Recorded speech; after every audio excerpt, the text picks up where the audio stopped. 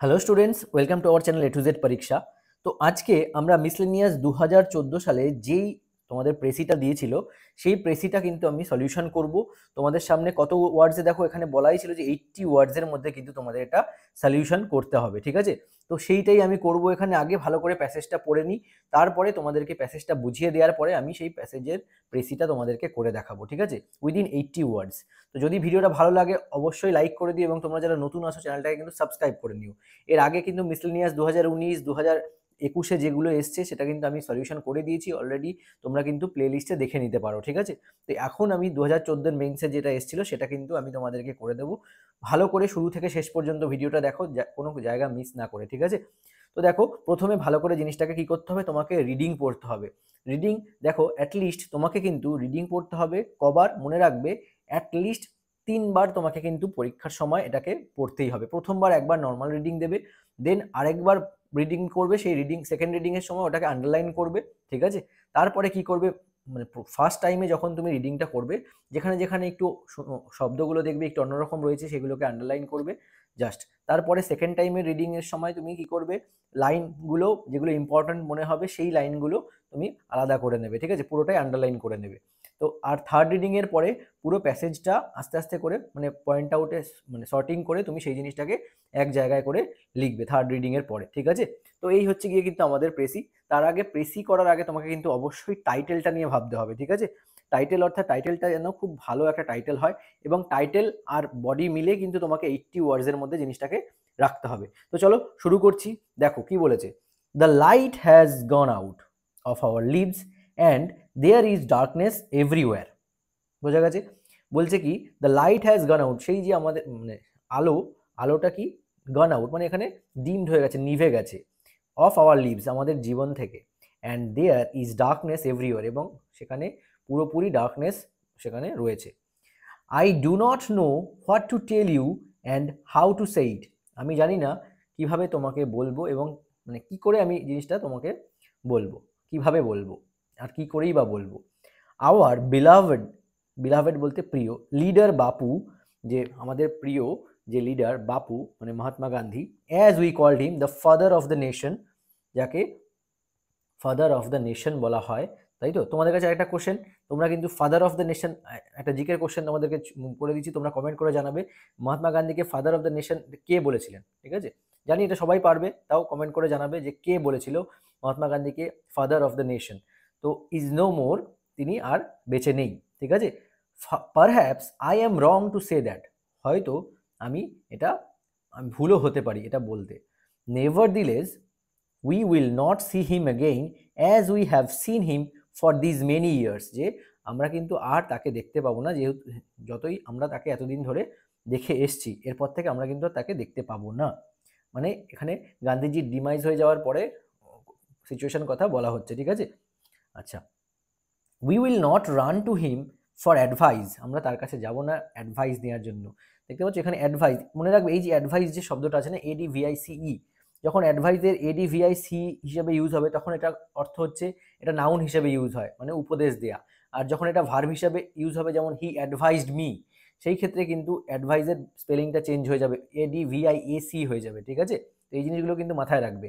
যখন নাউন হিসেবে ইউজ হবে তখন কিন্তু অ্যাডভাইসি হয়, আর যখন ভার্ব হিসেবে হয় তখন এসি হয়, হ্যাঁ? অর সিক সোলেস, সোলেস মানে কি, সোলেস মানে হচ্ছে কমফোর্ট, ঠিক আছে? সিক মানে কি, খোঁজা।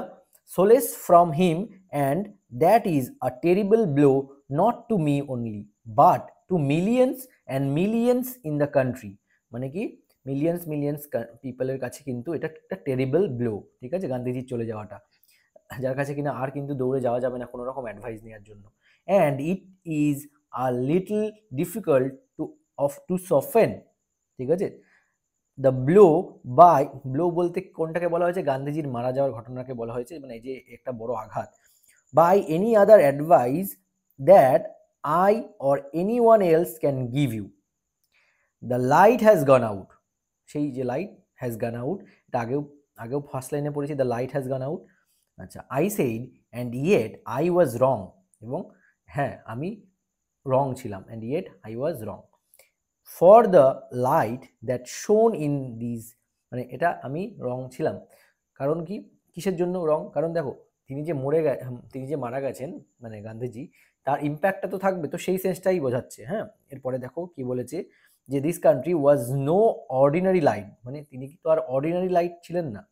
The light that has illuminated বলতে খুব সুন্দর একটা টার্ম, মানে আলোকিত করা, তাই তো।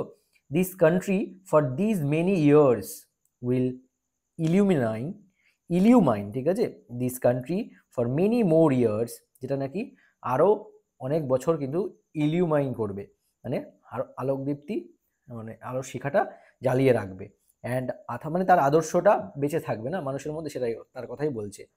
And 1,000 years later, that light will still be seen in this country, and the world will see it, and it will give solace to innumerable hearts. মানে innumerable hearts বলতে অসংখ্য হৃদয়, মানে অসংখ্য হৃদয় কিন্তু তার এই যে মানে যে আলো তিনি যা যা করে গেছেন সেগুলো কিন্তু সবাই মনে রাখবে, সেই কথাই বলা হয়েছে। হ্যাঁ, for that light represented something more than the immediate present, যেটা নাকি রিপ্রেজেন্ট করবে এই যে এখন ইমিডিয়েট প্রেজেন্ট থাকার থেকে আরো অন্য কিছুকে রিপ্রেজেন্ট করবে হাজার হাজার বছর, মানে বছর পরেও, থাউজেন্ড ইয়ার ল্যাটার, ঠিক আছে, এখানে লেখা রয়েছে thousand years later. It represented the living truth, এটা রিপ্রেজেন্ট করে কি করবে, কি দ্য লিভিং ট্রুথ, হ্যাঁ, জীবন্ত এক সত্যকে। তো এইটা হচ্ছে গিয়ে আমাদের প্যাসেজ, যদিও আমি অনেকবার করে পড়েছি জিনিসটা, তোমাদের এখানে ভিডিও তোমরা আগে নিজেরা 3-4 বার করে পড়ে নাও, পড়ে নিয়ে নিজের মতন করে সাজিয়ে করো, ঠিক আছে। আশা করি বুঝতে পেরেছো, আমি এখানে বোঝাতে পেরেছি এটার মানে প্যাসেজটা কি বলা হয়েছে, পুরো মিনিংটা তোমাদের কাছে ক্লিয়ার হয়েছে। এবার আমি কি করব, এখানে 80 ওয়ার্ডসের মধ্যে তোমাদেরকে এই এই প্রেসিটা করে দেব। তো প্রেসিটা করার আগে তোমাদেরকে আরেকটা কথা বারবার বলবো, যে তোমরা যারা নতুন আছো অবশ্যই কিন্তু চ্যানেলটাকে সাবস্ক্রাইব করে দিও এবং ভালো লাগলে লাইক করে দিও, ঠিক আছে। আর এই যে কোশ্চেনটা তোমাদের করলাম, যে গান্ধীজিকে ফাদার অফ দ্য নেশন এই যে উপাধিটা কে দিয়েছিল, তার নাম কি, সেটা পারলে কমেন্ট করে অবশ্যই জানাবে, ঠিক আছে। আর প্রেসিটা কেমন লাগলো সেটাও কিন্তু পারলে লিখে দিও। যারা আগেরগুলো দেখোনি তারা কিন্তু অবশ্যই আগের সলিউশনসগুলো দেখে নিও, 2019 2021 যেগুলো এসেছিল মেইনসে, ঠিক আছে। ভালো করে দেখো, প্রথমে আমাকে কি করতে হবে, প্রথমে আমাকে দিতে হবে এটার একটা টাইটেল।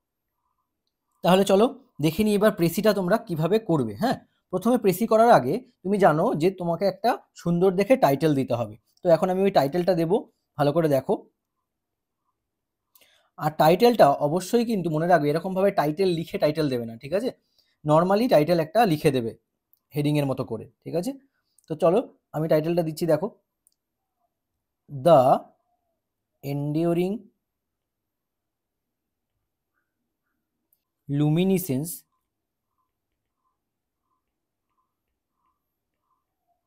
অফ দ্য মাহাত্মা, ঠিক আছে। তো দ্য এন্ডিউরিং লুমিনিসেন্স অফ দ্য মাহাত্মা, এটা হচ্ছে টাইটেল। আরেকটা সিম্পল টাইটেল আমার একটা মাথায় এসছে, যদি পারো তো এটা দেখো আমি লিখে দিচ্ছি, এটা আমার ফার্স্ট টাইটেল যেটা আমি প্রেফার করব। আরেকটা টাইটেল আমি দিয়ে দিচ্ছি, দেখো, the eternal light off Mahatma Gandhi, ঠিক আছে। এবার তোমরা কোন টাইটেলটা বেশি সুইটেবল মনে হচ্ছে বা বেশি ভালো লাগছে সেটা কিন্তু অবশ্যই জানিও। হ্যাঁ, নাম্বার 1, নাম্বার 2, আমার এটা প্রেফারেবল টাইটেল, আমি এটাই দিতাম, ঠিক আছে। তো চলো এখন লেখাটা শুরু করব, ভালো করে দেখো, হ্যাঁ, মন দিয়ে। অবশ্যই কিন্তু চ্যানেলটাকে তোমরা সাবস্ক্রাইব করে নেবে। আর আমাদের যদি তোমাদের পিডিএফ দরকার পড়ে, ডেসক্রিপটিভ ম্যাথ বেঙ্গলি ইংলিশের ব্যাচে জয়েন করতে চাও, তাহলে কিন্তু অবশ্যই কন্ট্যাক্ট করে নিতে পারো, আমাদের এই নাম্বার দেওয়া আছে, এই নাম্বারে, ঠিক আছে। তাহলে দেখো শুরু করছি। Mahatma Gandhi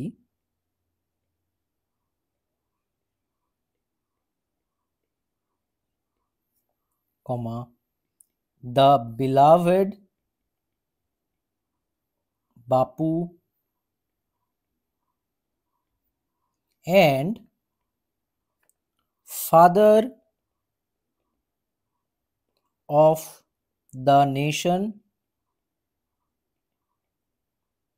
comma, is no more, full stop. His absence has cast a deep shadow over millions of leaves, comma, leaving them without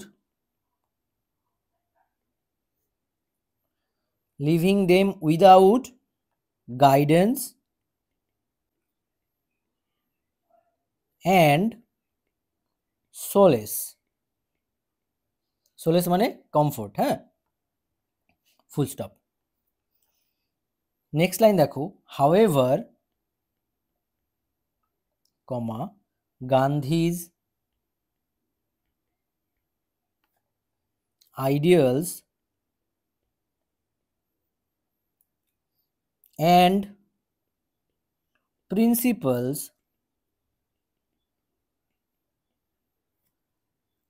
which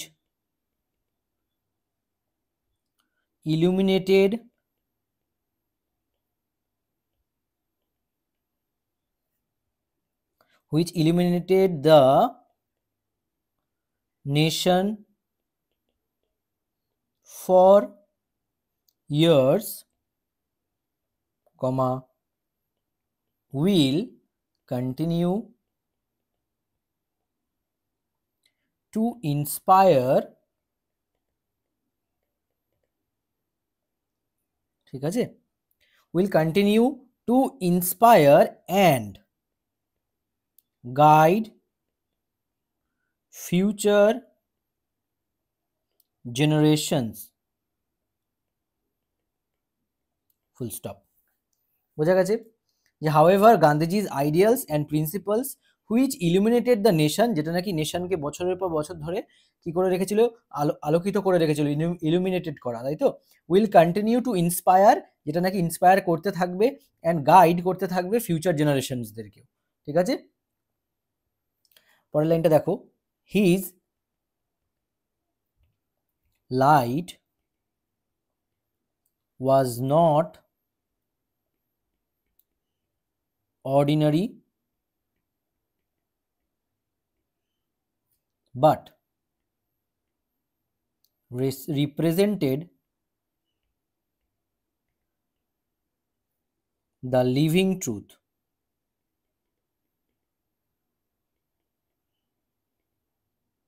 ঠিক আছে, কমা, which will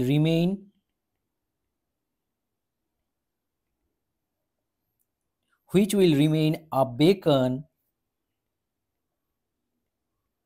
মানে কল, ঠিক আছে, of hope and righteousness,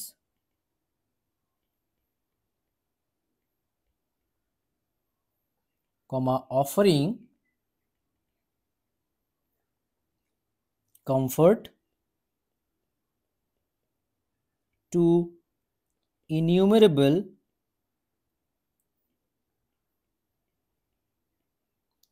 মানে অনেক, অসংখ্য, hearts, even after 1,000 years, full stop, complete. তো এখানে আমি অ্যাবাউট 80 ওয়ার্ডসের মধ্যে কিন্তু এই লেখাটা লিখে দিয়েছি, ঠিক আছে। এই যে যদি তোমাদের লেখাটা ভালো লাগে অবশ্যই কিন্তু কমেন্ট করে জানাবে, হ্যাঁ, কেমন লাগলো। তোমরা নিজে অবশ্যই লিখবে কপিতে লিখে নিয়ে, যেটা আশা করছি এমন কিছু ইউজ করিনি যেটা তোমাদের পক্ষে বোঝা সম্ভব নয়। তো এইভাবে কিন্তু তোমাকে সিম্পল সেন্টেন্সের মাধ্যমে লেখাগুলোকে কমপ্লিট করতে হবে এবং টু দ্য পয়েন্ট ওয়েতে লিখতে হবে, যেন তোমাকে ওয়ার্ড লিমিটটা তুমি মেনটেন করতে পারো। তো এইভাবে জিনিসগুলোকে করার চেষ্টা করো, প্র্যাকটিস করো বারবার করে। যেভাবে প্যাসেজটা বলে দিয়েছি ঠিক সেইভাবে কিন্তু এখানে করে দিয়েছি। টাইটেল আমি দুরকম দিয়ে দিয়েছি, যেটা তোমাদের পছন্দ হয় সেই অনুযায়ী টাইটেল তোমরা ইউজ করতে পারো। তো লাস্ট লাইনটা যেখানে আমি করে দিয়েছি দেখো ভালো করে, his light was not ordinary but represented the living truth. এটা নাকি শুধু অর্ডিনারি নয়, নট অর্ডিনারি বাট রিপ্রেজেন্টেড, ঠিক আছে, যেটা নাকি রিপ্রেজেন্ট করছে দ্য লিভিং ট্রুথকে, বোঝা গেছে? Which will remain a beacon of hope and righteousness, offering comfort to innumerable hearts even after a 1000 year, এমনকি 1000 ইয়ার্স পরেও কিন্তু সবার মনে এই ইম্প্যাক্টটা থাকবে, ঠিক আছে? তো এইটা হচ্ছে গিয়ে আমার প্রেসি কমপ্লিট হলো 2014 সালে মিসলেনিয়াস মেইনসে যেটা এসেছিল। তোমাদের কেমন লাগলো অবশ্যই কমেন্ট করে জানিও, আর কোন টাইটেলটা বেশি ভালো লাগলো সেটাও কিন্তু জানাতে ভুলবে না। তো আজকের ভিডিওটা ভালো লাগলে লাইক করে দিও, এবং চ্যানেলটাকে যারা এখনও সাবস্ক্রাইব করোনি সাবস্ক্রাইব করে নিও, যাতে ডেসক্রিপটিভ ব্যাচ বাংলা ইংলিশের জন্য দরকার আছে তারা কিন্তু চাইলে জয়েন করে যেতে পারো। তো এখানেই শেষ করছি, আবার দেখা হচ্ছে তোমাদের সঙ্গে নেক্সট ক্লাসে। Thank you so much for watching.